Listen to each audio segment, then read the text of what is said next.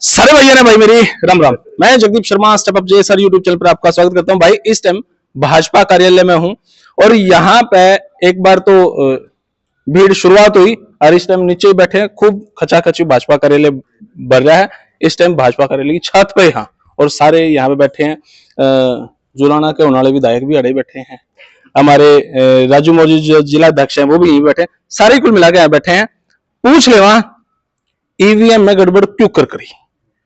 नमस्कार जिला अध्यक्ष। नमस्ते जी, कैसे हैं जी आप? बहुत अच्छा हूँ। अच्छा, ये जो अब खबरें शुरू हो जाऊंगी कि ईवीएम में गड़बड़ है, जो भी, क्या कहना चाहोगे? ईवीएम में कोई गड़बड़ नहीं होती। अगर ईवीएम में गड़बड़ होती जी तो लोकतंत्र ही खतरे में पड़ जाता। ईवीएम में गड़बड़ नहीं होती। ये पार्टी की सरकार की नीतियां हैं। अच्छी नीतियों के कारण लोग पसंद करते हैं, उन्हीं नीतियों पे अपनी मोहर लगाते हैं, उन्हीं नीतियों पे सरकार काम करती है, पार्टी काम करती है। ईवीएम में कोई गड़बड़ नहीं होती। खबरें तो ये चल रही हैं, कल तक खबर ये थी कि भी हाँ चलो राजस्थान में कदे हुआ सरकार आवा, कदे हुआ 1 by 1 चला है। मध्य प्रदेश का जिक्र नहीं था, छत्तीसगढ़ का तो मतलब ही नहीं था। यो गड़बड़ हुई कैसे? कहने का मतलब यो है, देखिए, गिनती से पहले तो कोई कुछ भी कह सकता है। लोगों ने वोट डाली है, वो सुरक्षित रखी गई थी। आज गिनती होगी, रिजल्ट आ गया, सबके सामने है। अब कर्नाटक जब आ रहा था तब तो किसी ने नहीं कहा ईवीएम में गड़बड़ थी। तेलंगाना में कोई नहीं कह रहा ईवीएम में गड़बड़ है। अगर ईवीएम में गड़बड़ होती तो वहां भी करते। तो ऐसा कुछ नहीं है। लोगों की भावना है जी। लोगों का साथ है। लोग चाहते हैं जो डेवलपमेंट के काम भारतीय जनता पार्टी की सरकार केंद्र में और प्रदेशों में कर रही है, उस पर लोगों ने मोहर लगाई है। वो चाहते हैं कि भारतीय जनता पार्टी की सरकार लोगों की सेवा करती रहे, पार्टी भी आगे बढ़ती रहे और देश भी आगे बढ़ता रहे। मध्य प्रदेश में जो इलेक्शन लड़ा गया, शिवराज जी के नाम पे इलेक्शन नहीं लड़ा गया, वो अब सीएम कौन हो सकते हैं? ये तो बहुत बड़ा मसला है। इतना बड़ा राजस्थान में बता दो फिर। एमएलए में तो होगा कोई ना कोई पार्टी का कार्यकर्ता बना। अगर ऐसा बनेगा जो कभी सोचा भी ना हो, कौन बन जाए। बीजेपी है यहाँ तो एक चाय बेचने वाला देश का प्रधानमंत्री बनेगा। उसकी कैपेसिटी है, कैपेबिलिटी है, काम किया उसने, तब किया है, देश की सेवा करी है, पूरे देश में घूमा है, उसने सेवा की। आगे आज देखो अंतर्राष्ट्रीय स्तर का नेता है। पता था किसी को? माननीय मुख्यमंत्री मनोहर लाल जी हैं, पूरा प्रदेश भ्रमण किया है, प्रचारक रहे हैं, सेवा की है। उनको किसी का पता था इस बात का? किसी का कोई पता नहीं। मुख्यमंत्री कौन बनेगा, कौन वहां तय होगा, बोर्ड तय करेगा, वहां की टीम तय करेगी, केंद्र उस पर मोहर लगाएगा और वही मुख्यमंत्री बन जाएगा। अच्छा मुख्यमंत्री होगा जी। भाई देखो, ये बातें विपक्ष ने समझनी पड़ेंगी। कैसे? वर्ल्ड का नंबर 1 लीडर नरेंद्र मोदी जी हैं। अब जो सेंसेक्स की जो बढ़त है एनएससी बीएससी की, वो 4 ट्रिलियन है। 4 ट्रिलियन क्या इतना समझ में आओगे ना? इतना अगला चुनाव हो लेगा और फिर जीत जाओगे। आज वो मुद्दे पड़े, मैंने कई दौरा फोन कर लिया विपक्ष वाला दौरा। वो कई दिन पहले मेरे रोज फोन कर करके मैंने न्यू कहा कर दे मध्य प्रदेश में तो बनती है नहीं, छत्तीसगढ़ तारा है ही नहीं, राजस्थान में फाइट है। ये मत तड़के का फोन लाग रहा हूँ, एक भी फोन ना उठांदा। एक गांव में गया, थोड़ा 2-3 फेट गए, न्यू बोले जमा तसल्ली करी है, मैं कसर रही तो बता दिया कर मिटांगे। लेकिन लोगों को जो सरकार की नीतियां, पार्टी की नीतियां, उसमें विश्वास है। उनको अपने अंदर झांकना पड़ेगा। कांग्रेस को जहां जो ये प्रचार करते ना, हरियाणा में भी अभी देखा था ना, पीछे एक जन मिलन समारोह था जी, देखा होगा जी। उसमें जन मिलन समारोह नहीं था। वो क्या नाम दे दिया फिर बता दो। बताना कैसे मन मेरा है। वह कुछ लोग, चंद लोग इकट्ठे होकर नेगेटिव प्रचार करते हैं, नेगेटिव एक बात ऐसी फैलाते हैं जिसका कोई सिर पैर नहीं। बोला न्यू कर दिया, मशीन में पानी भर रहा था, माँ भाई उड़े पानी की जरूरत थी उस मशीन में। लेकिन ऐसा कुछ नहीं होता। ये एक भ्रामक प्रचार फैलाने का काम करते हैं। उनकी गलत सोच है, गलत विचार है और गलत प्रचार है उनका। ऐसे प्रचार करने से लोग उनको एक खिलाफ और ज्यादा अग्रेशन होके करते हैं और वो मुद्दे पड़े हैं, इतने सीधे होंगे, इतने फेर घेर देंगे। देखो, विपक्ष ने तो समझना ही पड़ेगा कि जहां पे सेंसेक्स मार्केट की बात है, 4 ट्रिलियन का कारोबार होया है। 2007 से लेकर 2016 तक 1 ही ट्रिलियन था। 2016 से लेकर अब तक 3 ट्रिलियन प्लस। कितनी बड़ी बात है। राहुल गांधी जी का मैं एक इंटरव्यू देखने लगा था, रघुराम जी का इंटरव्यू करने लग रहे थे जो, और जो गवर्नर थे उनका इंटरव्यू में बोले 5 की अगर परसेंटेज रह जाए वही गनीमत है। 7.2 जीडीपी ग्रोथ। तो मतलब वहां पे वर्ल्ड के जो बड़े बड़े नेता हैं मोदी जी के पैरा हाथ लगावे। मैं यह बात कह के भाजपा की प्रशंसा नहीं कर रहा, मैं यह बात कह के कहने लग रहा हूं विपक्ष ने सोचना चाहिए कि ये अभी वो होने के लग रहा है। यहाँ पे तो बैठकर चर्चाएं हुए हैं कि पन्ना प्रमुख के ऊपर भी रिसर्च होने लग रहा है, उसमें भी डीपली करने लग रहे हैं। कांग्रेस अपना जिला अध्यक्ष तक नहीं बना पा रही। बात कर ले वहां, यहाँ पे रामफल जी से। नमस्कार जी। बहुत बहुत धन्यवाद आपका, मेरे को आप इंटरव्यू पर ले रहे हो जी। अब क्या कहना चाहोगे? अब यही कहना चाहेंगे कि मोदी सरकार तीसरी बार और खट्टर सरकार तीसरी बार। आपके मित्र दुष्यंत चौटाला जी भी राजस्थान में थे। हाँ। उनकी तो वोट भी टोटल आपने वो तो फिजिकल टेस्ट दे ला रहे हैं, शुरुआत है और फिजिकल में फेल हो गया। फिजिकल इंटरव्यू पर जब बुलाऊंगा हरियाणा की राजनीति तो उन्होंने संभाल रखी थी।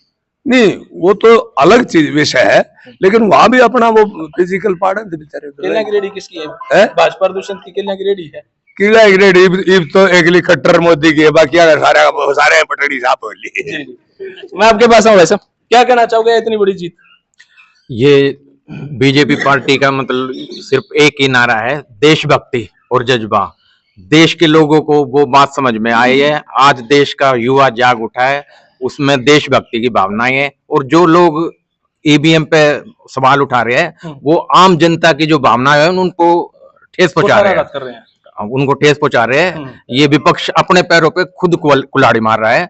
हरियाणा में फिर रिजल्ट आएगा, फिर बीजेपी सरकार बनेगी, फिर मनोहर सरकार बनेगी। जी भाई साहब जी, क्या कहना चाहेंगे? कहना जी यही है, सिंगल सी बाइट है जी। तो अब की बार जैसे मोदी जी ने अपना चमत्कार और नेतृत्व दिखाया है, वही जादू अब की बार हरियाणा में भी चलेगा। कांग्रेस जो है, अगर राजस्थान में जिलाध्यक्ष जी, अगर राजस्थान में, एमपी में, छत्तीसगढ़ में अगर भाजपा हार जाती तो क्या आप फिर हरियाणा की हार ही मानी बैठे थे?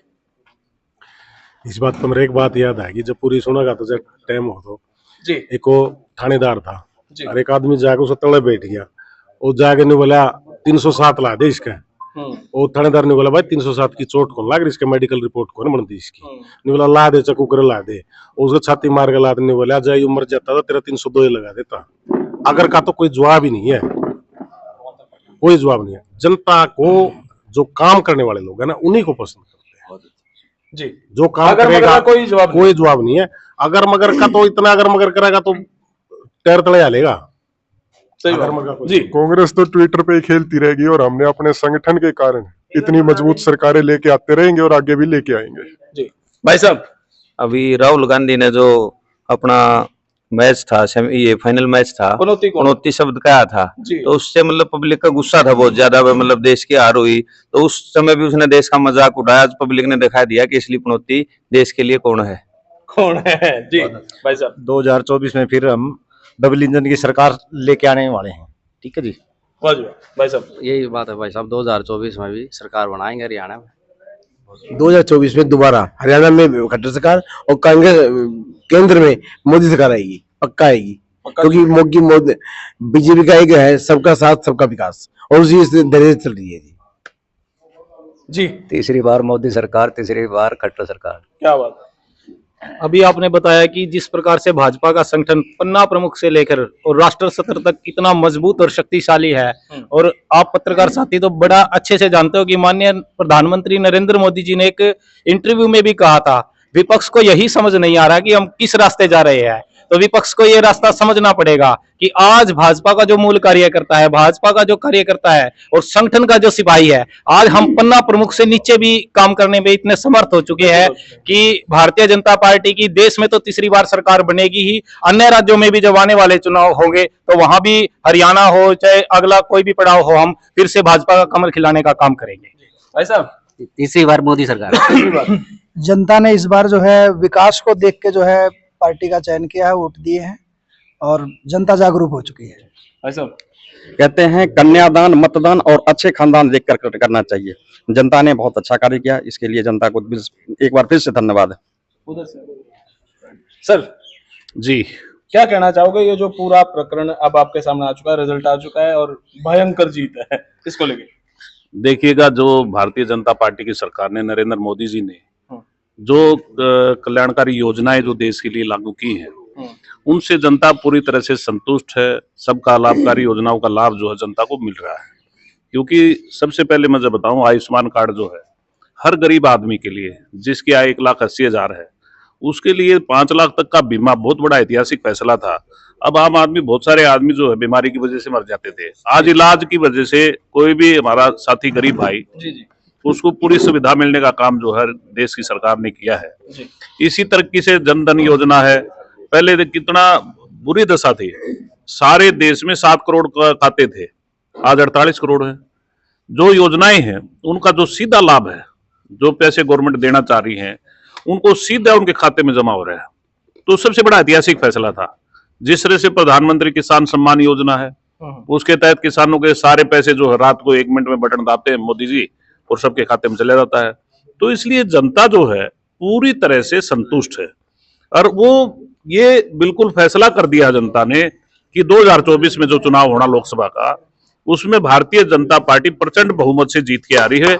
और इसी तरीके से हरियाणा में भी मनोहर लाल की सरकार जो है वो तीसरी बार रिपीट हो रही है। जी देखो भाई, अगर हम बात करें जातिवाद की, 36 बिरादरी की, यहाँ पे आप अगर सर्वे कर लो ना, एक बार पूछ लो कौन किसकी कास्ट के हैं, तो 36 बिरादरी आड़े बिरा लग जाओगे आपने। मैं दिखाना नहीं चाहता, समझ जाओ आप। सर नमस्कार। नमस्ते जी। क्या कहना चाहोगे इस प्रचंड जीत के ऊपर? इस जीत का श्रेय मैं सभी कार्यकर्ताओं को देना चाहूंगा।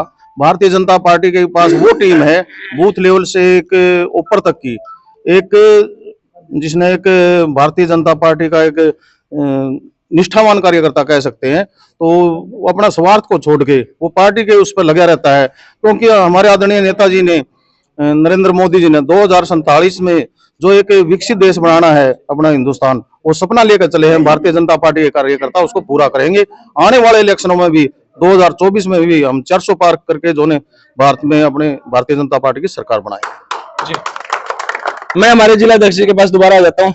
सर मैं ये जानना चाहूँ कि खैर एमपी में तो लगातार 4 बार रिपीट हो गए, हरियाणा में हर बार यूं कहते 2 बार हाली बतेरा है, एंटी इनकम्बेंसी हुआ है, नाराज हो जाए हैं लोग, काम नहीं बन दे, चाहे आपका घर का भी हो, 2 बार काम नहीं बने तो दूसरे का।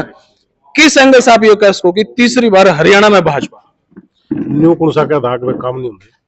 नहीं खबर चले जब एंटी इनकम्बेंसी जब वर्ड आया। देखो आपने एक दिन मेरा इंटरव्यू लिया था जी, और आपने नहीं पूछा था भाई डेवलपमेंट के काम बताओ। इतनी याद नहीं रखा करते बात। मैं याद रखूं ना, हमने याद रखनी पड़ा ना, एक एक बात, एक एक चीज याद रखनी पड़ती है। आप इस डिस्ट्रिक्ट में, मैं तो अपने जिले की बात करूंगा, देखो मेरे पास जिले की जिम्मेवारी है। जींद जिले में सबसे ज्यादा तो नेशनल हाईवे है, पहली बात। दूसरी बात, आप उधर को एक बार सफीदम में, जुलाना में सड़क टूट रही है, ये गेड़ा जरूर मारेगा। तीसरी बात, जींद से पानीपत रोड टूटा है। जींद से पानीपत रोड में, उसमें मैंने आपको उस दिन जींद से पानीपत, फॉरेस्ट डिपार्टमेंट की क्लियरेंस देनी बहुत जरूरी है। कुछ चीजें टेक्निकल है, उसको आप कितना भी समझा लो, लोगों को भी समझा लो, आपके माध्यम से ही बता लिया, उस पर वर्किंग जारी है। जैसे ही जमीन मिल जाएगी, पंचायत की जमीन मिल जाए या वैसे मिल जाए, उसको ट्रांसफर करके फॉरेस्ट की क्लियरेंस लेके काम सारा तैयार है, गेले गेले सड़क जिब्बे बन जाएगी। और जब 80 साल हो गए, हम तो प्रयास कर रहे हैं, हमारे पास एक एक चीज डाटा है। जब कांग्रेस की सरकार थी ना, जब आप लोग उनको पूछा करते भाई रोड क्यों नहीं बना, बोले पूछ के बताऊंगा, हमने बेरा है एक एक सड़क का। एंटी इनकम्बेंसी के बारे में, एंटी इनकम्बेंसी ना, कुछ लोग हैं, वो कुछ लोग प्रचार भी वही कर रहे हैं और वो ही इस बात का करे एंटी इनकम्बेंसी। एंटी इनकम्बेंसी तो उसकी होती है जो गलत काम करे, जो जनता की सेवा ना करे। आप एक बात, नौकरियां मेरिट पे मिल रही हैं।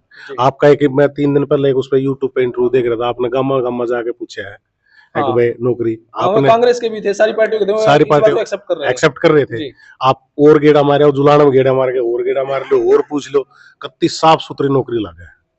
और इस बात का बहुत अच्छा रिजल्ट है। माननीय मुख्यमंत्री जी ने, प्रदेश की सरकार ने जब निर्णय किया ना, कुछ कार्यकर्ताओं में मायूसी जरूर आई थी, लेकिन आज जब ये निर्णय इम्प्लीमेंट ग्राउंड पे है ना, आज सभी खुश हैं। एक जिसको जरूरत है, जिसको एक इंटेलिजेंट है और जो जिसका हक है उसको मिल रहा है। और रही बात ट्रांसफर पॉलिसी की, मास्टर की उड़े चंडीगढ़ पड़े रहा छुट्टियां, बेचारे घर टाइम में दिया, ऑनलाइन पॉलिसी से सभी खुश है।